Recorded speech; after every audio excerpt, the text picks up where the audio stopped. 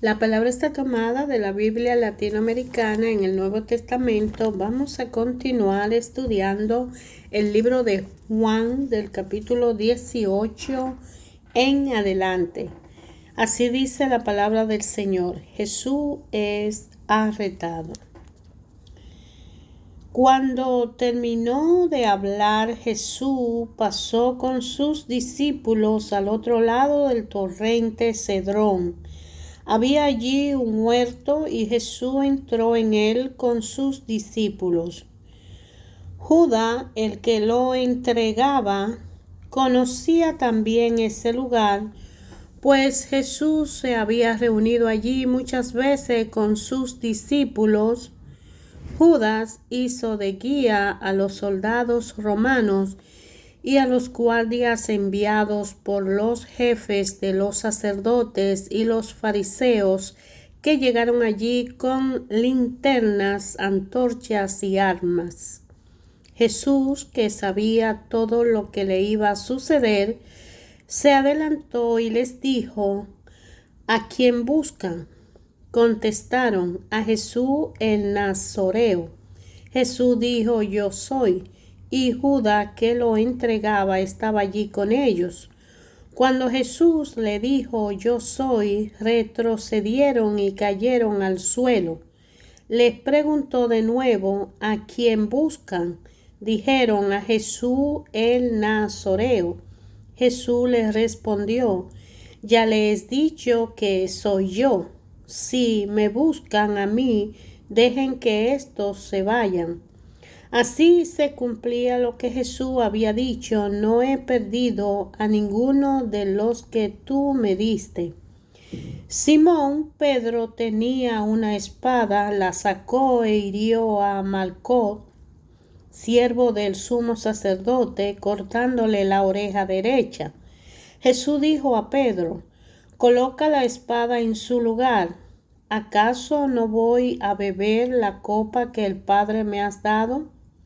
Entonces los soldados con el comandante y los guardias de los judíos prendieron a Jesús, lo ataron y lo llevaron primero a la casa de Anás.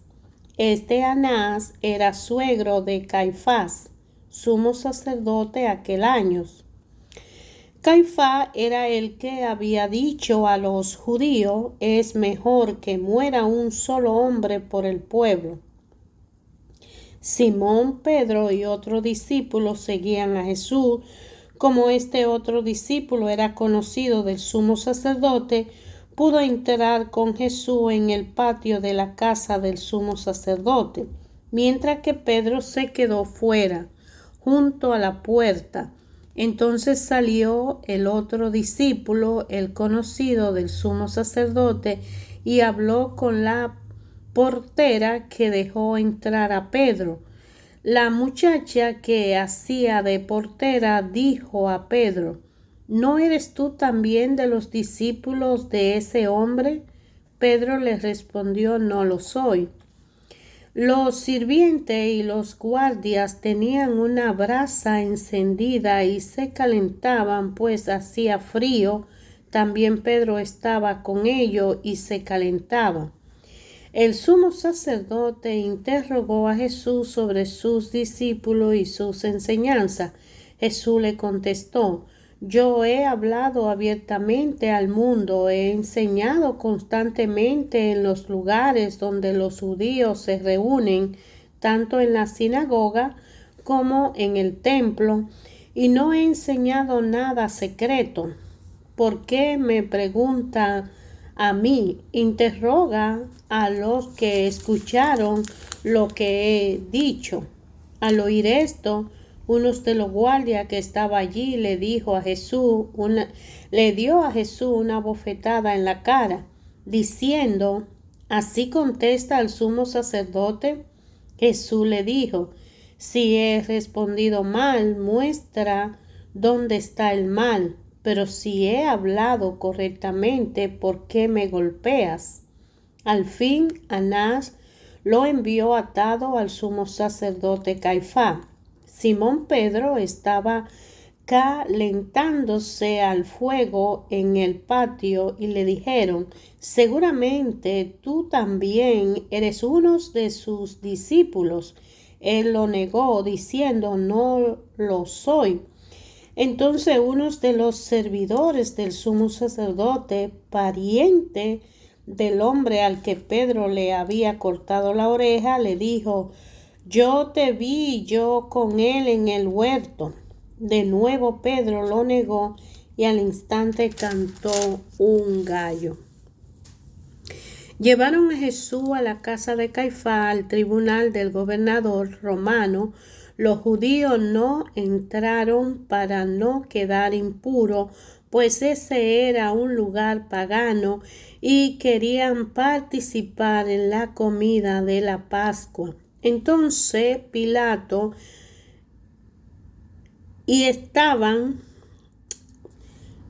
y salió fuera Pilato donde estaban ellos, y le dijo: ¿de qué acusan a este hombre? Le contestaron: si este no fuera un malhechor, no lo habríamos traído ante ti. Pilato le dijo: tómenlo y júzguenlo según su ley. Los judíos contestaron: nosotros no tenemos la facultad para aplicar la pena de muerte. Con esto se iba a cumplir la palabra de Jesús, dando a entender qué tipo de muerte iba a sufrir.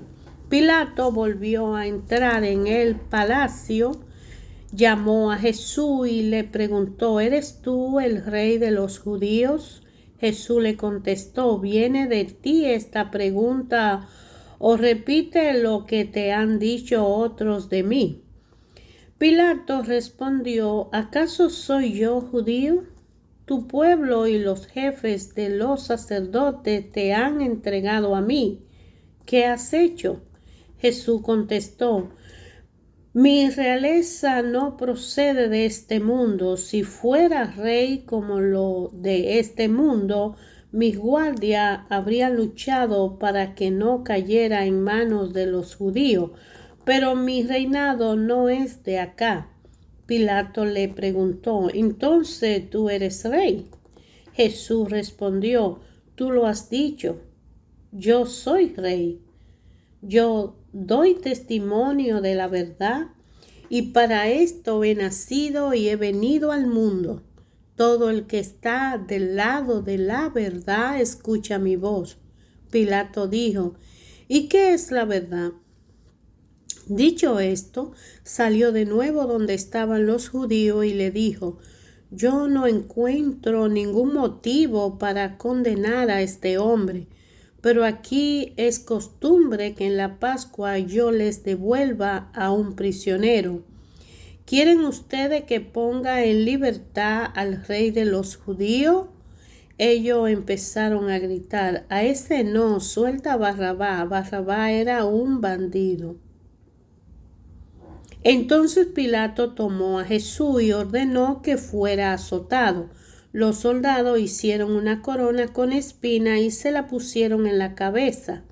Le echaron sobre los hombros una capa de color rojo púrpura, y acercándose a él le decían: viva el rey de los judíos, y le golpeaban en la cara. Pilato volvió a salir y le dijo: miren, se lo traigo de nuevo fuera. Sepan que no encuentro ningún delito en él. Entonces salió Jesús fuera llevando la corona de espino y el manto rojo. Pilato le dijo: aquí está el hombre. Al verlos, los jefes de los sacerdotes y los guardias del templo comenzaron a gritar: crucifícalo, crucifícalo. Pilato contestó: tómenlo ustedes y sacrifíquenlo, pues yo no encuentro motivo para condenarlo. Los judíos contestaron: nosotros tenemos una ley, y según esa ley debe morir, pues se ha proclamado hijo de Dios. Cuando Pilato escuchó esto, tuvo más miedo, volvió a entrar en el palacio y preguntó a Jesús: ¿de dónde eres tú? Pero Jesús no le contestó palabra. Entonces Pilato le dijo, ¿no me quieres hablar a mí? ¿No sabe que tengo poder tanto para dejarte libre como para crucificarte? Jesús respondió, no tendría ningún poder sobre mí si no lo hubieras recibido de lo alto. Por esta razón, el que me ha entregado a ti tiene mayor pecado que tú. Pilato todavía buscaba la manera de dejarlo en libertad, pero los judíos gritaban, si lo dejas en libertad no eres amigo del César. El que se proclama rey se rebela contra el César. Al oír Pilato estas palabras, hizo salir a Jesús al lugar llamado el Enlosado, en hebreo Gábata, y lo hizo sentar en la sede del tribunal. Era el día de la preparación de la Pascua. Hacia el mediodía, Pilato dijo a los judíos, aquí tienen a su rey. Ellos gritaron, fuera, fuera, crucifícalo. Pilato replicó, ¿he de crucificar a su rey? Los jefes de los sacerdotes contestaron, no tenemos más rey que el César. Entonces Pilato le entregó a Jesús para que lo crucificaran. Así fue como se llevaron a Jesús cargado con su propia cruz, saliendo de la ciudad hacia el lugar llamado Calvario o de la calavera, que en hebreo se dice Gólgota. Allí lo crucificaron y con él a otros dos, uno a cada lado, y en el medio a Jesús. Pilato mandó escribir un letrero y ponerlo sobre la cruz. Está escrito, Jesús el Nazareno, rey de los judíos. Muchos judíos leyeron este letrero, pues el lugar donde Jesús fue crucificado estaba muy cerca de la ciudad. Además, estaba escrito en hebreo, latín y griego. Los jefes de los sacerdotes dijeron a Pilato, no escribas rey de los judíos, sino este ha dicho, yo soy el rey de los judíos. Pilato contestó, lo que he escrito, escrito está. Después de clavar a Jesús en la cruz, los soldados tomaron sus vestidos y lo dividieron en 4 partes, una para cada uno de ellos. En cuanto a la túnica tejida de una sola pieza, de arriba abajo sin costura, algunas se dijeron, no la rompamos, echémosla más bien a la suerte, a ver a quién le toca. Así se cumplió la escritura que dice, se repartieron mis ropas y echaron a suerte mi túnica. Esto es lo que hicieron los soldados. Cerca de la cruz de Jesús estaba su madre con María, la hermana de su madre, esposa de Cleofás, y María de Magdala. Jesús, al ver a la madre y junto a ella al discípulo que más quería, dijo a la madre, mujer, ahí tiene a tu hijo. Después dijo al discípulo, ahí tiene a tu madre. Y desde aquel momento el discípulo se la llevó a su casa. Después de esto, sabiendo Jesús que todo estaba cumplido, dijo, tengo sed, y con esto también se cumplió la escritura. Habían allí un jarro lleno de vino agrio, pusieron en una caña una esponja empapada en aquella bebida y la acercaron a sus labios. Jesús probó el vino y dijo, todo está cumplido. Después inclinó la cabeza y entregó el espíritu. Como era el día de la preparación de la Pascua, los judíos no querían que los cuerpos quedaran en la cruz durante el sábado, pues aquel sábado era un día muy solemne. Pidieron a Pilato que hiciera quebrar las piernas a los crucificados y retiraran los cuerpos.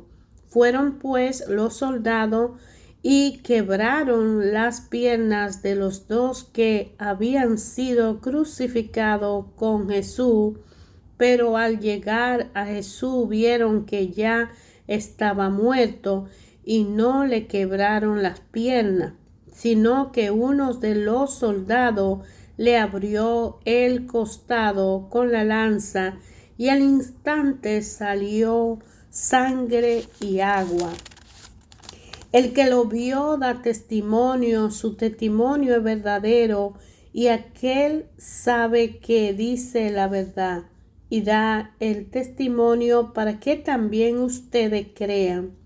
Esto sucedió para que se cumpliera la escritura que dice: no le quebrarán ni un solo hueso.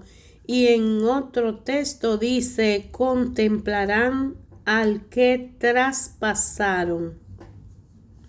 Después de esto, José de Arimatea se presentó a Pilato. Era discípulo de Jesús, pero no lo decía por miedo a los judíos. Pidió a Pilato la autorización para retirar el cuerpo de Jesús y Pilato se lo concedió. Fue y retiró el cuerpo. También fue Nicodemo, el que había ido de noche a ver a Jesús, llevando unas 100 libras de mirra perfumada y aloe. Tomaron el cuerpo de Jesús y lo envolvieron en lienzo con los aromas, según la costumbre de enterrar de los judíos. En el lugar donde había sido crucificado Jesús había un huerto, y en el huerto un sepulcro nuevo donde todavía no había sido enterrado nadie. Como el sepulcro estaba muy cerca y debía respetar el día de la preparación de los judíos, enterraron allí a Jesús. El primer día después del sábado, María Magdalena fue al sepulcro muy temprano, cuando todavía estaba oscuro, y vio que la piedra que cerraba la entrada del sepulcro había sido removida. Fue corriendo en busca de Simón Pedro y de otros discípulos a quien Jesús amaba, y le dijo: se han llevado del sepulcro al Señor y no sabemos dónde lo han puesto.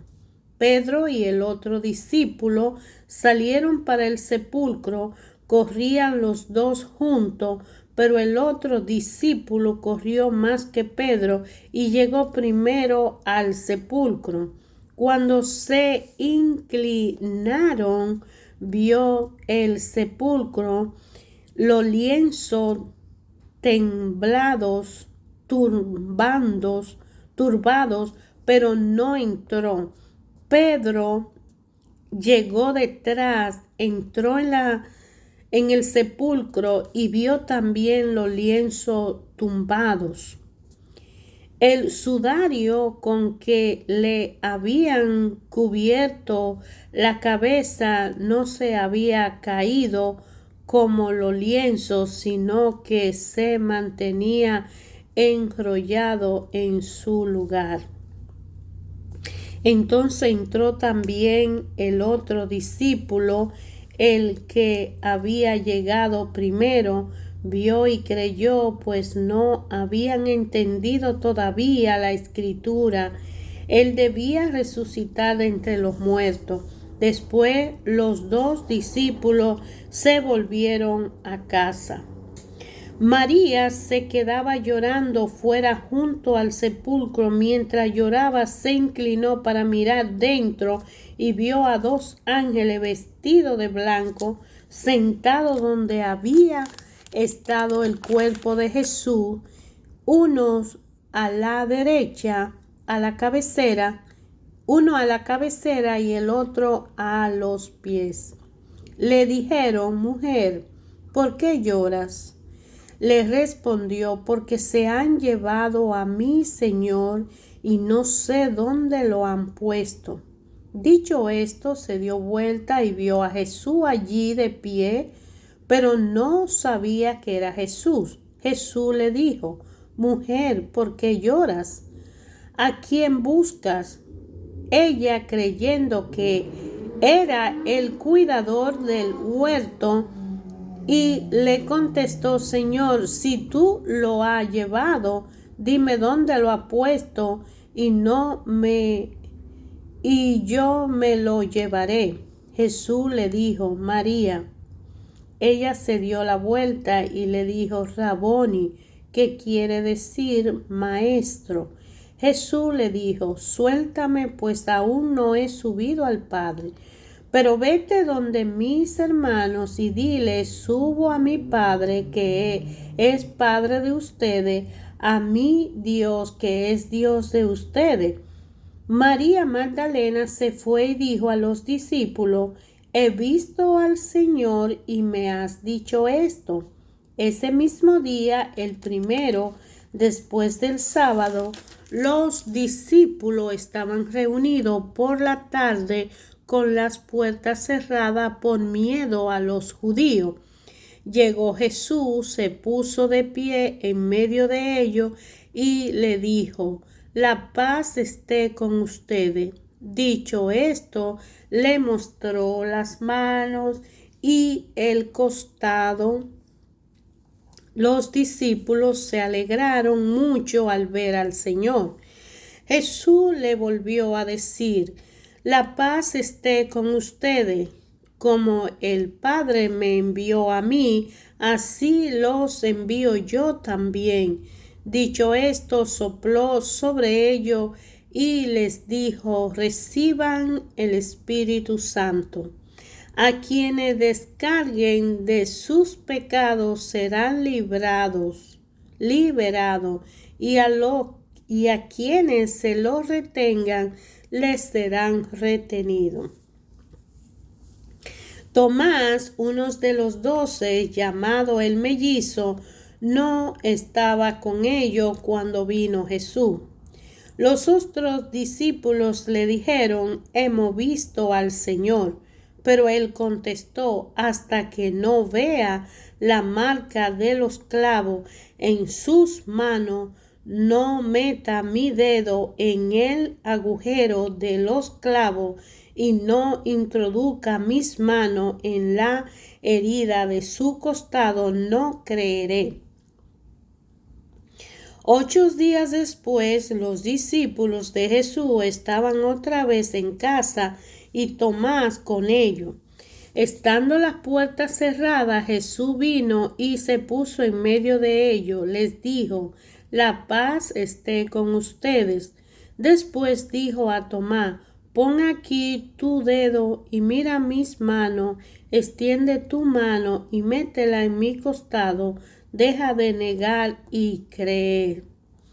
Tomás exclamó: tú eres mi Señor y mi Dios. Jesús replicó: ¿crees porque me ha visto? Felices los que no han visto, pero creen. Muchas otras señales milagrosas hizo Jesús en presencia de sus discípulos que no estaban escritas en este libro. Han sido escritas para que crean que Jesús es el Cristo, el Hijo de Dios. Crean y tendrán vida por su nombre. Después de esto, nuevamente se apareció Jesús a sus discípulos en la orilla del lago de Tiberíades y se hizo presente como sigue. Estaban reunidos Simón Pedro, Tomás el mellizo, Natanael de Caná de Galilea, los hijos de Zebedeos y otros 2 discípulos. Simón Pedro le dijo: voy a pescar. Contestaron: vamos también nosotros contigo. Salieron pues y subieron a la barca, pero aquella noche no pescaron nada. Al amanecer Jesús estaba parado en la orilla, pero los discípulos no sabían que era él. Jesús les dijo: Muchachos, ¿tienen algo de comer? Le contestaron: Nada. Entonces Jesús le dijo: Echen las redes a la derecha y encontrarán pesca. Echaron las redes y no tenían fuerza para recogerla por la gran cantidad de peces. El discípulo al que Jesús amaba dijo a Simón Pedro: Es el Señor. Apenas Pedro oyó decir que era el Señor, se puso la ropa y pues estaba sin nada y se echó al agua. Los otros discípulos llegaron con la barca no estaban lejos, a unos 100 metros de la orilla, arrastraban las redes llenas de peces. Al bajar a tierra encontraron fuego encendido, pescado sobre la brasa y pan. Jesús le dijo: Traigan algunos de los pescados que acaban de sacar. Simón Pedro subió a la barca y sacó la red llena con 153 pescados grandes. Y a pesar de que hubieran tanto, no se rompió la red.